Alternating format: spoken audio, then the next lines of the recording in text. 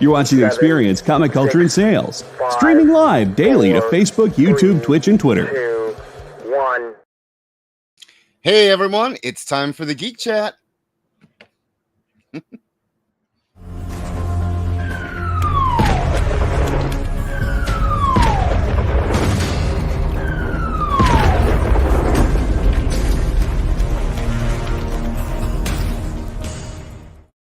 Hey everyone, what's up? This is the Geek Chat. I am Rich, and I'm Dez. And Dez is visiting us from another country. Dez, why don't you tell everyone where you are? I am in Osaka, Japan, right now. So yes, I'm technically Bishop. I'm calling from the future. It's great. Yeah. How was the flight? It's hold on. It's 9 o'clock in the morning Friday here. 16-hour time difference. Wow. It has been quite. It's funny. I haven't really had any jet lag or anything. So I feel pretty like okay. Hey everybody. Hey everyone. Hi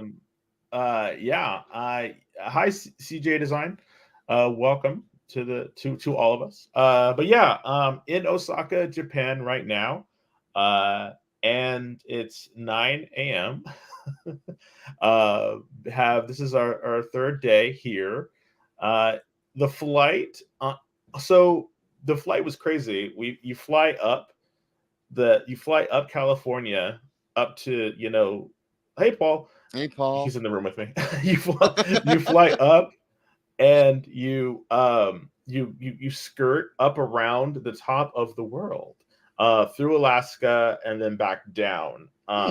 So what's interesting is it's a 10-hour flight or 10.5-hour flight, and it is I think it was 11. I can't remember, but anyway, it's about 11 and a half hour flight. But the thing that was crazy is it's sunlight the whole time. So because I think you're flying with the sun, so the sun kind of follows you. So if I remember correctly, so it's really interesting.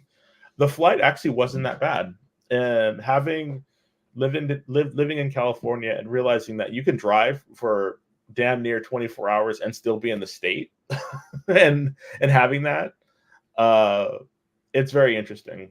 So, Sun chasers. Yeah, this fall on sci-fi. But yeah, we landed in Narita Airport in Tokyo. And had to go through customs. Oh my god, it took like an hour and a half. It was crazy. We landed at 3:30. So we left on Monday, landed on 3:30 on Tuesday, because you go through the international border, the time border, the time border. So anyway, like the Flash. And once you got through customs, I don't know why I booked this.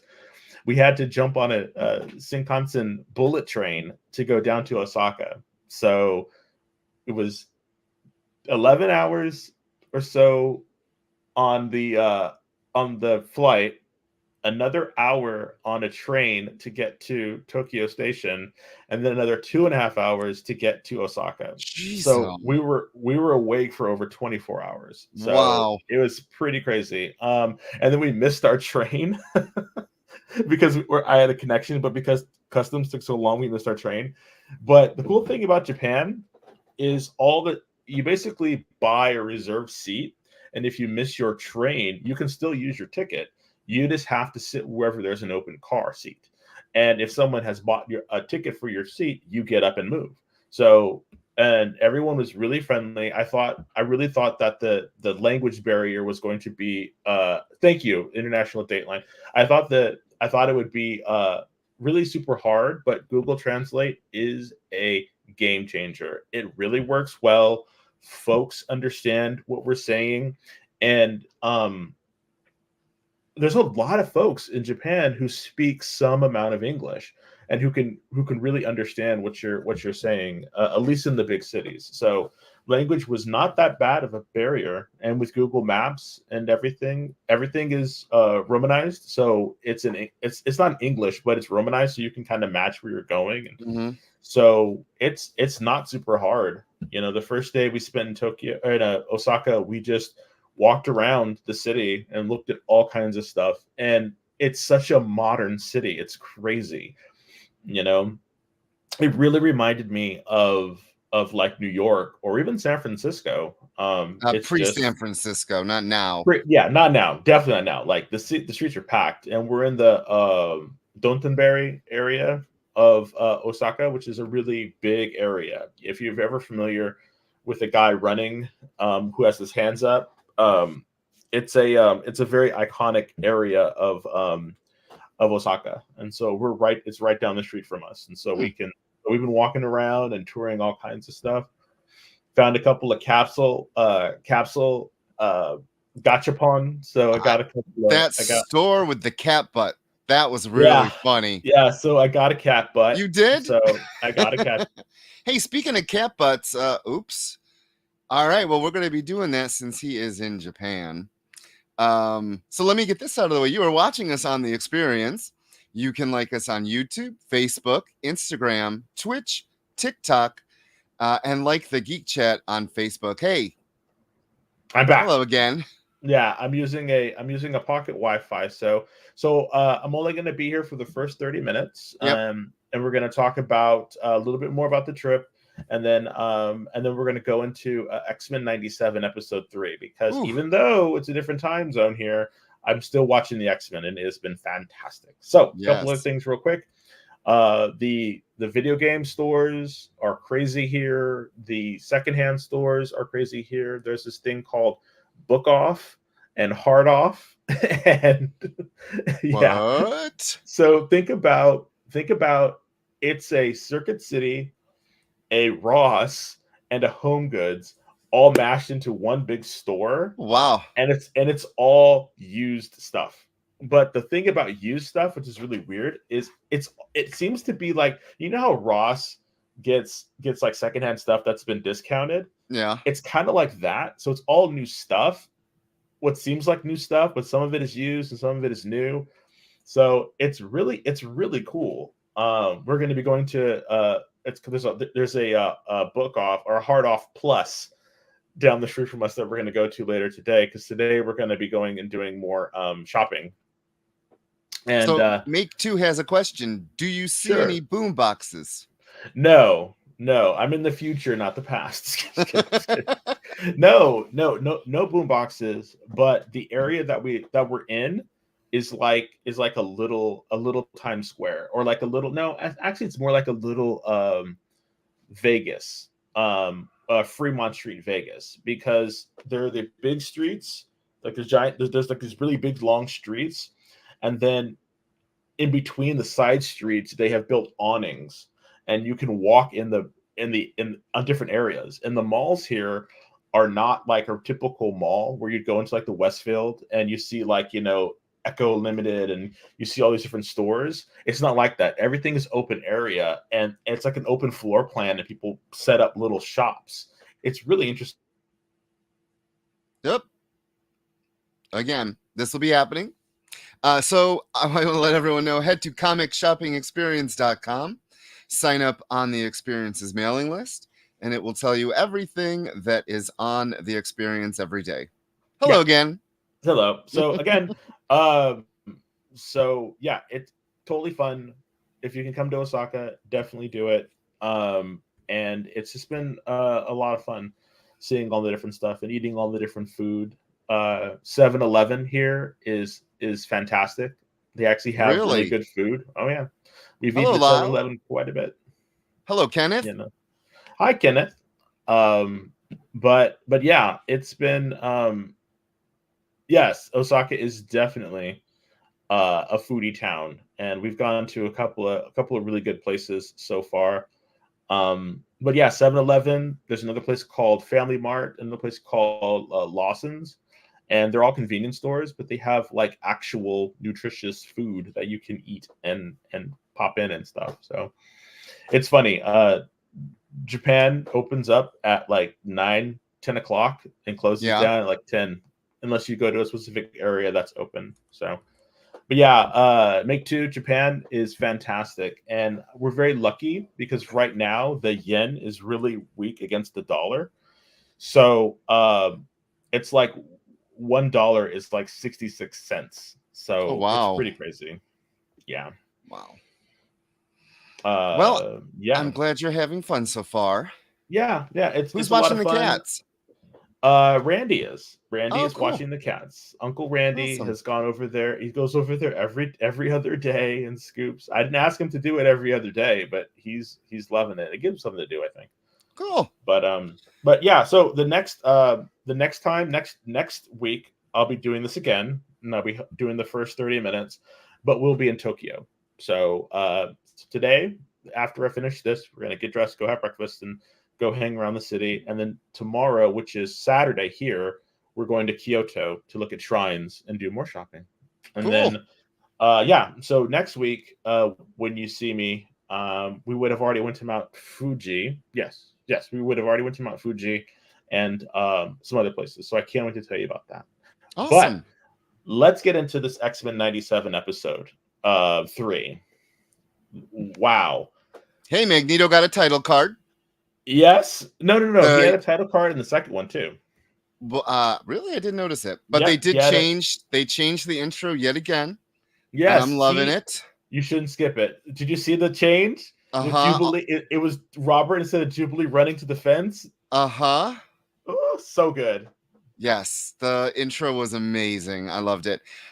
So the interesting thing about Lyle, it's I think it's 66 cents here. One of the best things you can do is download a currency converter.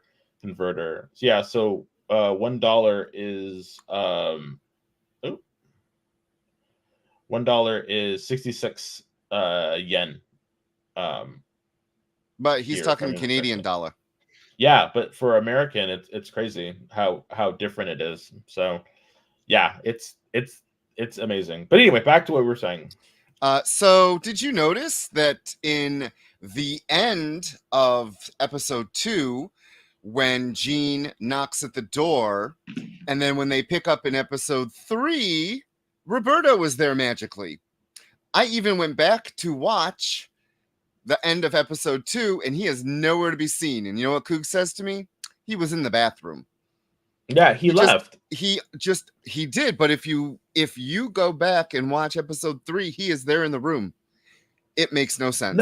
No, he has a private jet. He flew over there to hang out with so Jubilee. How remember they're friends. So he just happened to show up? Yes. After she knocked on the door? Yes. No. Or maybe he hadn't left yet. I don't know. He was in the bathroom. Yes. So interesting episode. We got more fan service through Morph with Spiral. Loved that. And then we got both Magic and the Dark Child. And he and if you noticed when he turned evil, or no, when he was talking about Mr. Sinister and how Mr. Sinister is a villain, he morphed into that old persona that he had in the original with the weird dark eyes and stuff. Yeah. So that was a nice little throwback. So I really like how they're playing with Morph's emotional state and how he is able to still has those scars that he's working through. Right. It's interesting how he knew exactly where he was, but because he could have known, maybe he knew that the whole time, but he wasn't a threat, so they never thought about it. Well, that and he didn't want to confront it, I don't think. Yeah, I don't think he wanted to confront it either. Quick question, and maybe folks in the chat can help us. They met Mr. Sinister in the prior seasons. I knew that. Yeah. And they fought him. Yeah. Did it seem at all weird that it seemed like they had just met him or something, or they weren't fully? I don't know. For some reason, it seemed like they were a little bit more surprised that it was Mr. Sinister. So my thought on that is that they might have thought the time was done. Like yeah. Like that he had defeated him. Now he's back. Oh my god. Yes. So the experience says, I distinctly remember he was killed and his smile washed up on. Oh, okay. Okay. Make 2 says, does Japanese coins still have a hole in the center? I think I had a coin as a kid and thought it was cool, unless my memory is bad. Yeah, some of the coins do have some of the coins do have little holes in the middle, but I think it's like the penny, the one penny yen does. But they give you. We have tons of coins. It's bananas. We have tons of coins for everything. So seriously, and the cool thing, the 7-Eleven, when you go to the 7-Elevens, you literally just you put your purchase up and you take your coins and you drop it into a machine, and the machine will take all the money that you need to cover your transaction, and then the coins that it gives you back is the largest sum of coins it can give you. So it basically it condenses all of your coins into a big You have to talk. I gotta go get someone just rang our doorbell. I will be right back, everyone. It's probably your comics. Talk amongst yourselves. So yeah, we'll talk a little bit more about Japan because it was really kind of interesting. I really enjoyed it so far. There's coins everywhere. Oh, it's the 50 yen coin. Thank you, Paul. But yeah, Japan. I haven't found any comic book stores in Japan, which is kind of interesting. They do have a thing called Shonen Jump, and I don't know if you're familiar with Shonen Jump or the various thick comic book anthologies.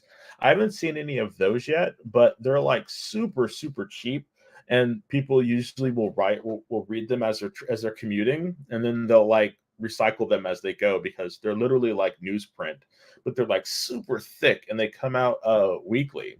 So all the old like Viz stuff, and that's how I got into manga back in the 90s. I'm that old. I used to get the Shonen Jumps that were brought here, and I used to spend like $5 for what used to was probably like $1 back in the 90s. And I spent $5 and I try to read them. You know, when I was younger, I was like obsessed with Japanese culture. I still am a little bit. People say I'm a 14-year-old Japanese girl trapped in this, 48-year-old black man's body. But anyway, I taught myself a little bit of Japanese to kind of read it. This was long before Google Translate, where you can just take a picture of the page and it tells you what everything is saying. But yeah, I used to buy them, and I had a pretty large collection of them. But then I realized they were like weren't really worth anything and then Viz the anime or the manga explosion kind of hit over in the US. So back when Studio Proteus and was through Dark Horse was the one that was doing the bulk of the translations for a lot of stories. One of the favorite ones I used to get was Ranma 1/2. Fantastic. It's funny. It's about if you don't know, it's about a guy, martial artist. It was written by Rumiko. I can't remember her last name, but Rumiko, famous female mangaka here in Japan. And Ranma 1/2 it's all about martial arts, crazy martial arts. It's a comedy.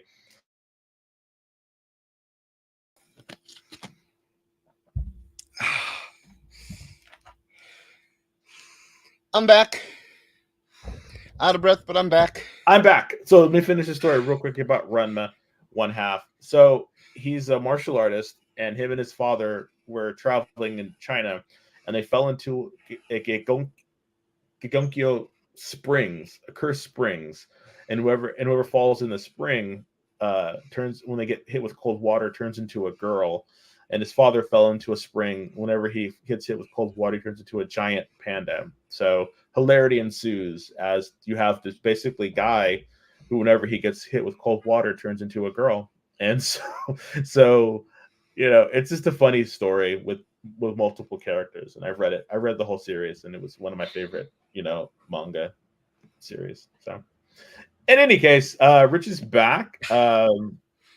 It was my neighbor. Oh, Big Two says, so then I know you're watching Shogun then. I have not watched them. I'm waiting for them all to come out. I think they've all come out, and I'm going to watch them all consecutively. That's one of those shows that I just want to kind of binge. So I have not watched it yet, but I most likely will when I get back. So who was at the door? My neighbor.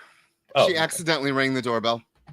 Oh, yeah. So okay. So back to X-Men 97. Yes. Did you ever read Inferno? Did you read that whole storyline? Mm-hmm. What did you think of them doing maybe 5-6 years into a half-hour cartoon? You think they did it justice? No. But I'm not expecting them to do it justice. I think that this is only the first salvo, and what will be a lot more to come. Um, I hope. The one thing we have to remember is a lot of these things were condensed Right. when we watched the cartoons in the 90s. I was hoping that we would get a two-parter or a three-parter. So, but again, I think because this is the first season, they're hitting everything that they want because they don't know if they're going to have a second season. So, Oh no, the second season and is. no, I know, but when you're writing this stuff and you're making this stuff, and you're thinking about this stuff, I don't know if they're fully thinking that they're going to have a second Oh season, yeah, I depending on see. how Yeah. it is. So I think the main impetus for this was just to establish Madeline Pryor and to establish the Cable with the techno-organic virus, and then establish what's going on with Storm. So that's why when we see Madeline Pryor again, something might happen. I know that that her and Jean broke her influence, and I'm glad that there was some reconciliation between the two of them. And I loved this ways. People are going to say that they maybe they don't like it because of how quick it was. The resolution was very quick, but that's how it was in the cartoons. But I loved this version much better than the comic books, and I'll tell you why. Scott was a huge dick for what he did to Madeline Pryor, and I know that was to set the course for Inferno and her being really pissed about it. But this seems to be a much more holistic way of introducing Madeline Pryor and the aftermath of what happened to her, because Right. she was done dirty in the Right. comics. So Very just dirty. so everyone knows, in the comic books, Scott and Madeline got married, and Jean was thought dead at the bottom of, I want to say, Hudson Bay. Yeah, it was Hudson Bay. And then when Jean in Fantastic Four was brought back, that is when Scott realized she was alive, and he left his wife and child to go see Just Jean. Up and to be left with her. Jean, like he bounced out, like he was Right. like deuces, and they wouldn't start at X Factor. That whoa, I was like, are you? And then Madeline this right now? Madeline went with the Outback X-Men at the time. Yep, and then where she was that is Sinister. where and Nasty, yep, where she and that's where the baby collecting. So in the comics, Madeline has a very long history, and I think it's interesting that the writers of the cartoon, they're alluding that sometime within the 6 seasons or the 5 original seasons, they were swapped. And that's I loved crazy it. to me, because Yep. We'll see if he comes back. But I absolutely loved this episode. It was an amazing episode. A little disappointed that they did not really show Roberto in his full Sunspot outfit, or not outfit, but his full powers. I cannot wait for that. We got hints of it again. Yep. What else? The thing that I really enjoyed was we're not going to see the end of Madeline, and she's attached to the series, to the team, and she's going out and seeing who she is, and kind of she's like, this is who I am now, and I really liked that. Second thing was the whole thing with the techno-organic virus and Bishop going out into the future, which means we're probably in a couple of episodes they're going to come back, and maybe one thing that don't hope we get is maybe we'll get like Teen Cable. Oh God, no! Because they didn't know Cable in the 90s cartoon. They didn't say who Cable was, so they don't know. And then the two last things. Number one, when Jean walked into that bedroom with Scott, and they just kind of looked at each other like, where do you begin? Like, where does your relationship go? And the fact that even though Jean is the original, their memories are so tied together, they can't determine who did what and when. So they are both, it's weird. It's like they are equally, real people. And that is just a conundrum that is so rich that I wish that they had more time to just deal with that. So I really hope that Jean and Scott are able to deal with this as they try to piece their relationship back together. Yes, and which one was the fantastic. Phoenix? Exactly. Which one was the Phoenix? Mm-hmm. And then the last thing was Forge and Storm. Yep. I thought that when Bishop was talking about someone in the future that could fix it was him, Forge.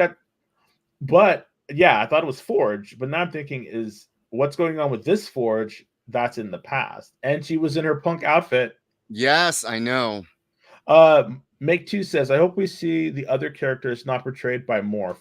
Yeah, I really hope that. I want to see Morph portray, because that's kind of the stuff that we're getting, like the Easter eggs. Like Morph is just a giant Easter egg at this point, which is great.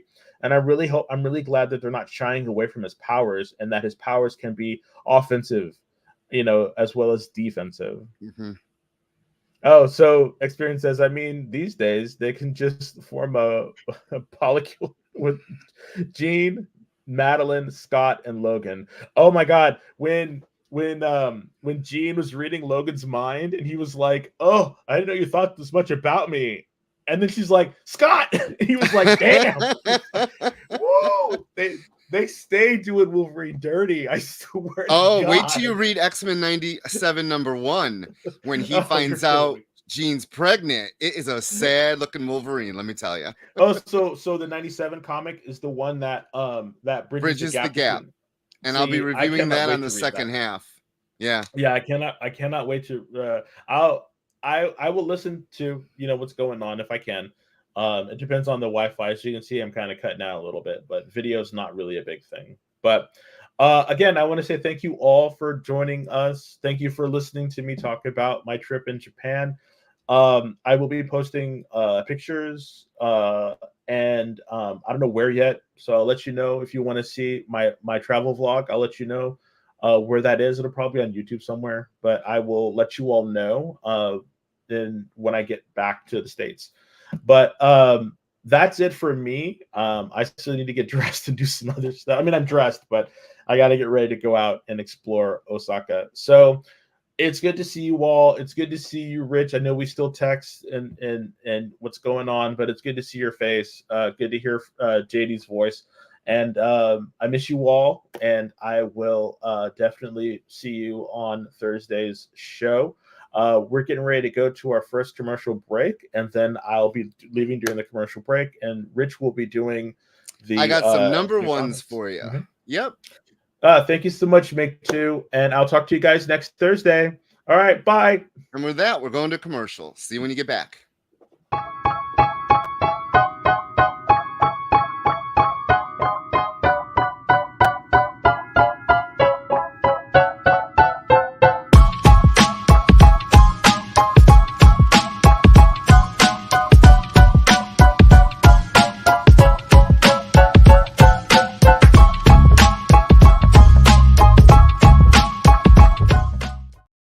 Symphonic verses, Nocturne's romance. A song of romanticized darkness, dreaming death by sleep.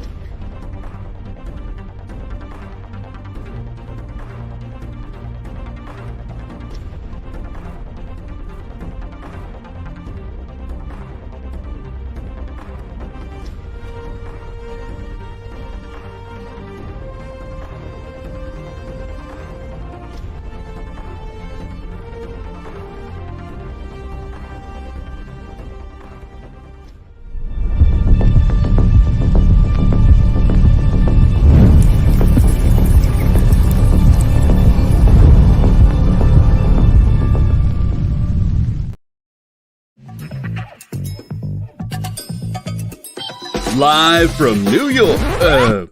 What? Oh, sorry. Live from Cleveland? It's Friday night? It's Friday Night Live! With Nancy McCann. And Ricky. And sometimes Carlos. and featuring boxes and boxes of rare comics. Unique collectibles. Lots of smiles and conversations with new friends. Friday Night Live with Comics Unlimited. Friday night from 9 to 11 on The Experience.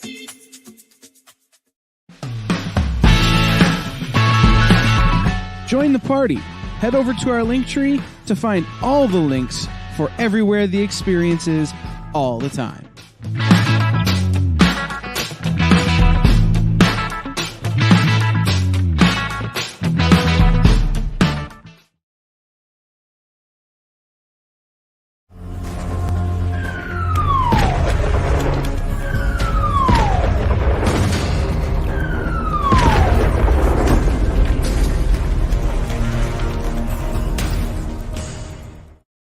Hey everyone, you are watching the Geek Chat. I am alone right now. Desmond is in Japan and he's off his day. And so next week I want to let everyone know that I will be joined by a very special friend. More than just a friend. My husband will be joining us. Hey Robert, how are you doing? Thanks for joining us. We will be reviewing. So if you all saw the thumbnail, we were going to review Feral. And instead, Coog and I are going to review some of the latest anthropomorphic books that have been coming out, including Feral. So be sure to stay tuned. Be sure to watch us next week. Des will be there for the first part. We'll be talking about X-Men 97, the cartoon episode, and more books for you, a lot more books. Up first, we were just talking about the cartoon. Up first, we're going to review, I'm going to review, still talking we. X-Men 97, number 1, out from Marvel. Great cover by Todd Nyock. This was written by Steve Fox, who is one of the main X book writers right now in the Fall of X. Salva Espin, who has been doing a lot of X-related books throughout the years. The colorist was Matt Mila, and VC's Joe Sabino did the lettering. So as we said, this is the bridge between the old cartoon and the new cartoon. And this first issue actually, it is Jean's, or Maddie, we should say, spoiler alert if you watch the cartoon, her telling Scott that she's pregnant. And there is no good time, it seems. Dazzler makes an appearance in this. She gets caught by the Friends of Humanity, and the X-Men have to go save her. In this issue, we also get introduced to who, in the episode of the cartoon with the Executioner, they never gave a name. And we learn it is Carl Denty. They actually call him Agent Denty. We see Val Cooper. She shows up. And much like in the cartoon, she says she's an old friend of Charles. Moira McTaggart makes an appearance as well, talking to Beast. Beast calls her because, much like in the issue or in the episode, Beast is trying to fix Bishop's time wrist band thing. Like we saw in episode 3, he took baby Cable to the future. We also get the first appearance, I'll say, of Storm's new haircut. In the comics, she changed her hair due to what was going on, and Kitty was the one who had a problem with it. And in the comic book, this number 1, it's Jubilee who loves this new hairstyle. And like Des said, we get the leathers in the cartoon, which is really cool to see. As an X fan, I loved this comic book. Is it necessary reading? Not really, but if you want to be filled in between the gaps of that first cartoon to the new 97, I would say pick this up. The art is very animation. There's nothing too spectacular about it. It looks like the cartoon, which is what I think they were going for. I really liked it. And in this, we get a little bit more of people we haven't seen in the cartoons yet. In fact, Sinister makes an appearance with the Nasty Boys. The Nasty Boys go to this celebration of Charles Xavier's life that Dazzler is headlining, and the Nasty Boys try to cause some trouble. And Sinister says, that stuff would have worked in the past. I have a new idea. And again, we talk about spoilers on this. We get to see Sabretooth leading the Marauders, Sienna Blaze, and Hazard. Hazard is from the Jim Lee days of the X-Men. Sienna Blaze was introduced in an X-Men Unlimited. And we all know who the Marauders are. They are the ones that did the Mutant Massacre. So it's interesting. Sinister is lining up the Marauders again. I'm wondering if we're going to get some kind of Mutant Massacre like in the cartoon. I mean, they're not going to go too wild, even though the cartoon's been a little adult in its themes. I don't know if they're going to do that. Brandon says, let's go, Cyclops. Time to cut loose, Psych. You eyeballing my girl Jean, Logan. Yes. And in this, I kind of mentioned it in the first segment. Jean is desperately trying to tell Scott she's pregnant, and Storm and her have this sisterly talk like they did in the show. And she Storm's like, I got your back. I think she knows. So yeah, and there's a funny panel. I wish I had taken a picture of it. It's a funny panel of Wolverine looking all sad, knowing that she's pregnant, because she knows he's never going to get her. He is never going to get her. But this was a pretty good book. I really enjoyed it. I think you all should pick it up. The next book I'm going to be reviewing, I did not buy I have the PDF of it. And it is from DC Comics. Oh my God, we're reviewing a DC comic. Go figure. Well, I am. It's Batman Dark Age. It is from the Eisner-nominated team. Mark Russell did the writing, and Mike Allred. They wrote Superman Space Age, and now we're on Batman Dark Age. Which one can't you wait to pick up? Batman Dark Age? Well, I'm going to go into a little bit of spoilers, so I'm not going to say too much, though. If you're a fan of Mike Allred's art, you will love this. He gives us this futuristic city like you see on the cover, and then the more darker Gotham that we're used to seeing in the movies, TV shows, and comic books. And this really is kind of like an Elseworlds tale in that we get introduced to Selina Kyle. We get introduced to Luke Fox. We meet a comedian in this who I don't know if they're setting up to be the Joker. The False Face Society are the villains of this. Much like the Court of Owls in the comic book continuity did, they are really making this False Face Society the villains.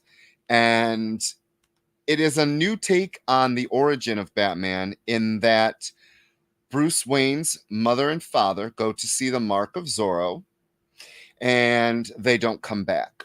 But Bruce was not with them this time. Then Bruce is raised kind of by Alfred. That does not work out the way everyone thinks it's going to. Yeah, it does. The old school city drawings. The book is beautiful to look at in that Allred really does a good job of portraying not only the grittiness and the dirtiness, but also in this future city. And spoiler alert, we only see Batman in costume on maybe 3 or 4 pages. The rest of the book is just Alfred trying to deal with a really bad Bruce Wayne. Bruce Wayne is drinking, getting in fights, going to jail. The other interesting thing about this book is there's a play for Wayne Enterprises and the whole company. I kind of wish I might go back and actually order this book for me, one of the variants. I'm really interested to see where it goes. It isn't a take on Batman that I'm used to at all. In fact, it isn't the hero's. He doesn't care about being a hero. He doesn't care about any of that right now. And spoiler alert, in fact, he ends up in jail. And he has so many people that are trying to kill him. So if you like Batman, if you like weird Elseworld stories, again, they're not really branding. They're not putting the the Elseworlds branding on this book. I did not read Superman Space Age, though now I kind of want to go back and read it. I really enjoyed this book, and I did not think I was going to. In fact, funny little story about this, we have to pick our books. Like, I'm picking the books for next week so that we can get our the marketing done. And Des had picked this book out, and I was like, meh, okay, whatever. And I was like, I really don't want to read this. And then today I'm like, you know what? I'm gonna, and I did. So I'm picking up the number 2. I think you should pick this up too. It was pretty good. The next book, on the other hand, folks, the next book, this was rough. This was a rough book for me. Ghostbusters Back in Town #1 from Dark Horse Comics. Now, I'm excited to go see this movie. I did not see the last 2 Ghostbusters films. I didn't see the all-led women one, and I did not see the last one with Ant-Man, whatever his name is, who never ages. I swear he never ages. But this book is supposed to be the prequel to the movie that's coming out. And the script was by David M. Boer, and I don't know why it says script, but the art was by Blue Delinquanti, colors by Mildred Luis, and the letters were by Comcraft's Jimmy Bentoncourt. And that cover right there is done by Kyle Lambert. Not knowing anything that this movie's about except for the thank you so much experienced Paul Rudd. I forgot his name. I just know that he looks the same as he did in Clueless, and that is scary. The Ghostbusters are this family, and they come to New York City, and they stay in the Ghostbusters headquarters. And the kids hate it. They are moved to a new city. They're oddballs. I got that much from reading. They don't have a very good first day in the city. They don't make many friends. They hate where they live. And then finally something happens in the last couple of pages to where a ghost shows up, and they bumble at trying to get this ghost. And they do.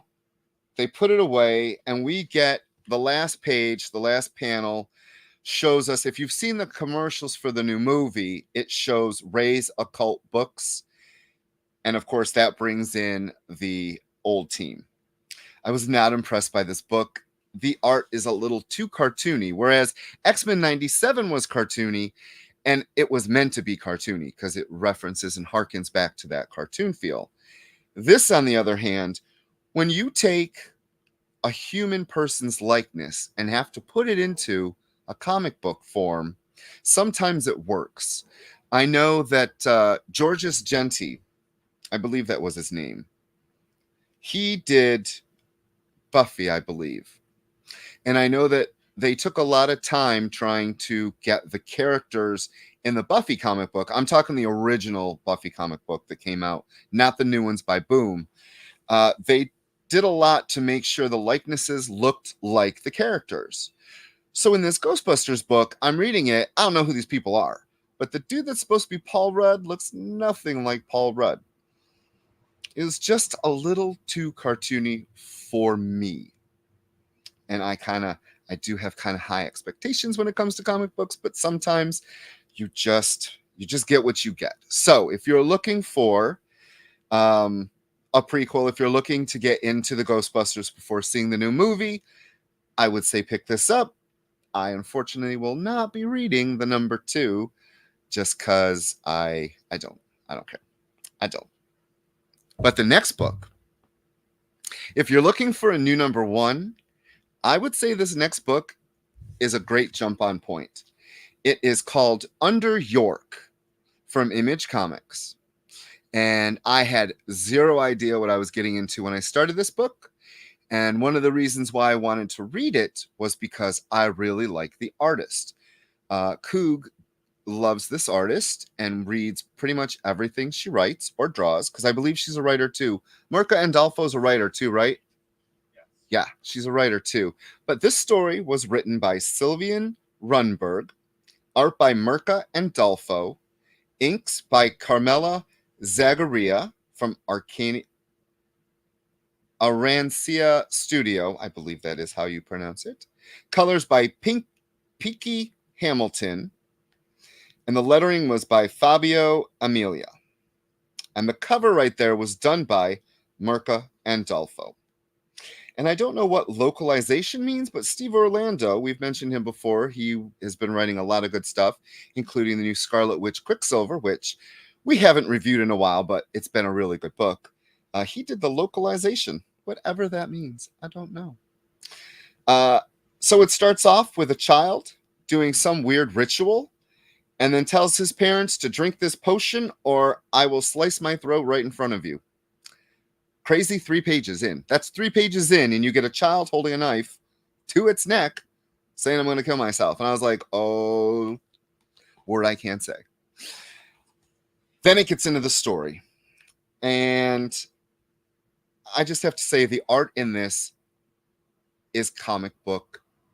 I don't want to say perfection because that's a little high, but it is really good. The characters do not look alike. They are fully formed. They have eyeballs. It's not a dot and a nose. There's background. So we don't really talk about my distaste for comic books with no backgrounds. Thank you, experience. So localization is the process of adapting your content to the specific needs, preferences, and expectations of a target local market. I still don't understand what he did for this book, but it's a pretty cool book. All right, so back to what this book is about. It is about an artist getting her very first showing at a gallery. The paintings are all very dark, and it is about her friend that comes with her, her roommate, and there is a local politician who is coming, and the roommate thinks the local politician is the hottest thing, and he releases shirtless pictures. Could you imagine if politicians release shirtless pictures? That is a horrible thought. But this one does. He really wants to beat the mayor that is there now. For 20 years, they've had a mayor. And if you live in SF, you know about how long mayors should and shouldn't be in power. And there's someone following the artist. You get glimpses of this character throughout the book.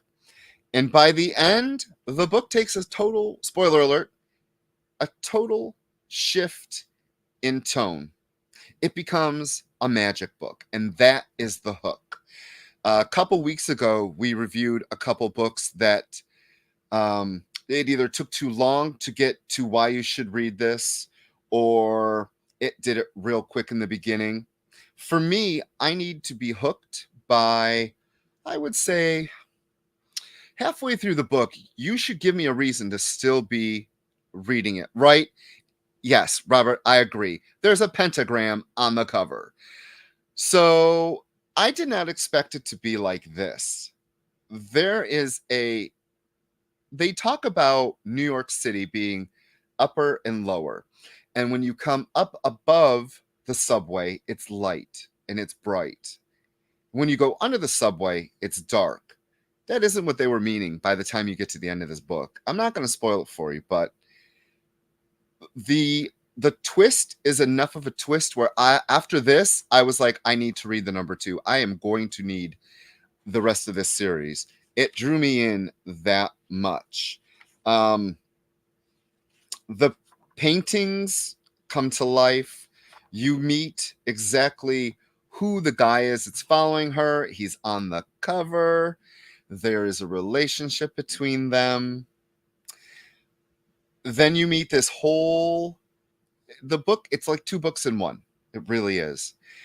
If you are looking for something new and good to read, I highly recommend this book. I don't know what else to say about it except for really getting it. Like, get it.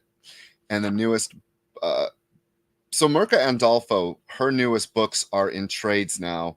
One is called Mercy. You meet a hole. There is a hole in it. I'm not going to say what. I don't want to ruin it. And also Sweet Paprika are 2 of the books that she wrote and drew. She's a fabulous artist. The book is called Under York from Image, and I say go get it. So the experience says Rumberg is French. He localized it, basically turning the English into, oh, yeah, I still don't get it. I'm sorry, but thank you.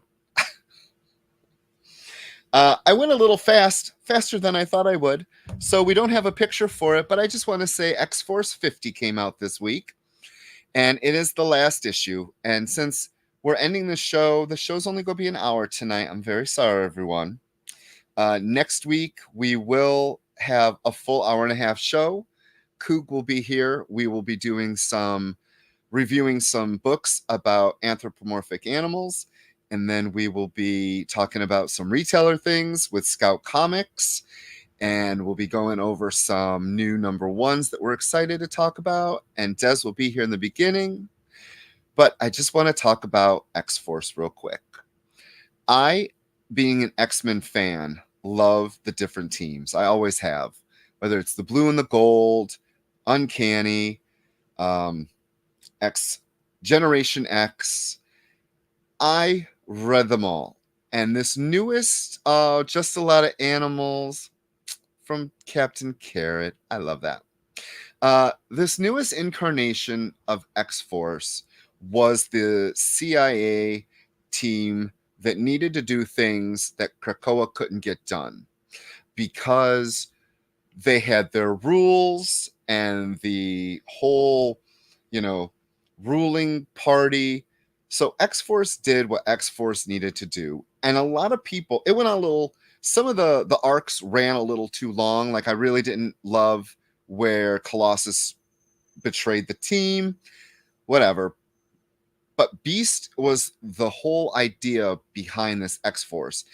And in 50 issues, we saw Beast go from lovable Beast to this, I need to kill the world Beast, burn it down Beast, no matter what.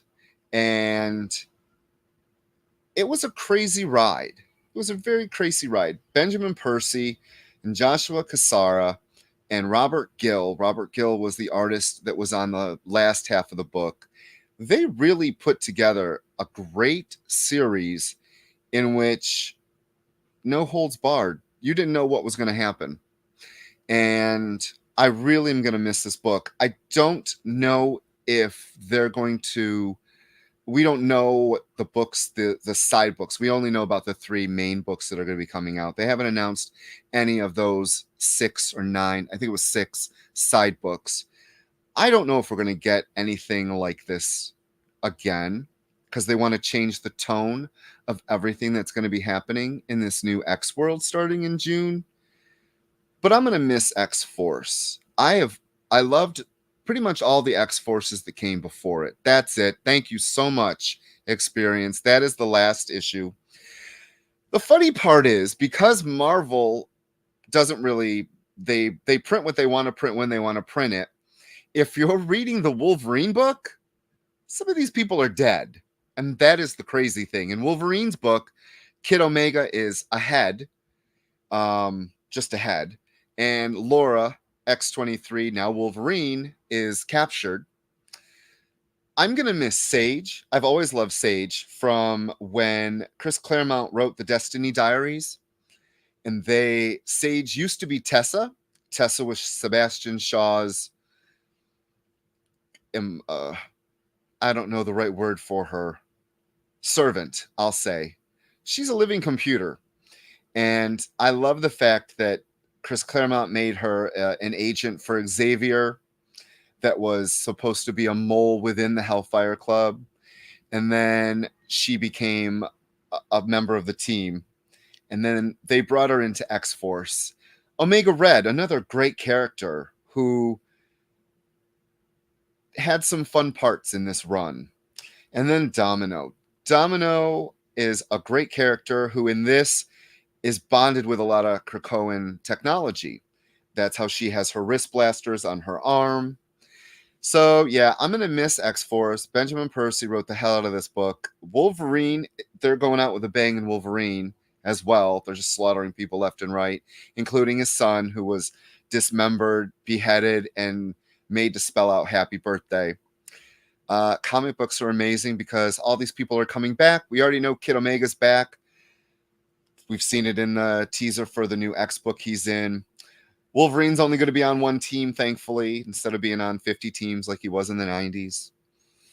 So farewell, X-Force. It was fun. I have to say, out of all the books, I loved Marauders, the first run. Didn't care for the second run. New Mutants was a mess of a book with some good stories planted in it. But X-Force stayed pretty good the whole time. So thank you for sitting and listening to me just go on about comic books. I love it.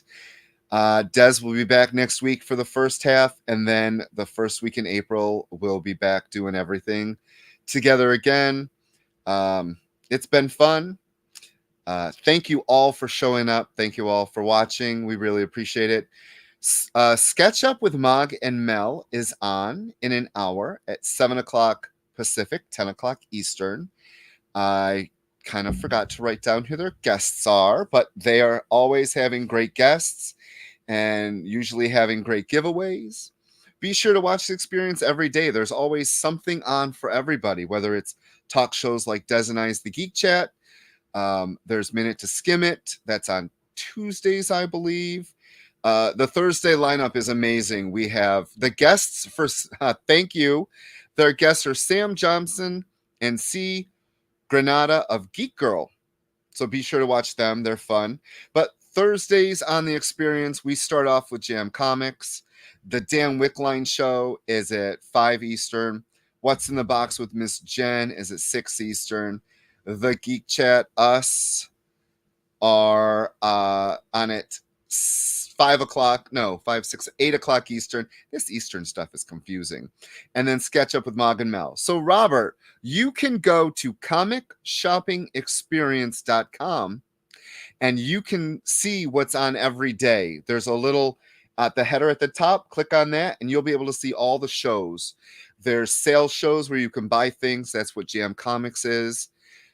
What's in the Box is a sales show. She had on amazing Thundercats variants from that new #1. You can sign up on the mailing list. It's a great channel. You can watch us on YouTube, Facebook. I believe we're on Instagram. We're on Twitch. They got a TikTok. I don't think they do much on Threads yet. And remember, go to the Facebook and like the Geek Chat. And we will see you all next week. Have a great rest of your night. I'm excited because at 9 o'clock, I get to listen to all of Beyonce's new album. It will be dropping on YouTube, and I'm very excited. So that's what I'm doing with my night. Y'all have a great night. Thank you. Thank you, JD, for being amazing. And thanks, Robert, for joining up, and everyone else for showing up as well. This is it for me. Have a great night. Bye. Do you remember what it was like when you were a little kid and you got a letter in the mail? Now imagine that letter was filled with information about your favorite shows, pop culture questions, links to things you're going to want to see later, and even sneak peeks at upcoming programming here on The Experience. That's what the EXP mailing list is. Every week, we send you sneak peeks, information, and all of the relevant links for all of the shows you want to see. Sign up now on our website or scan the QR code that's on your screen right now.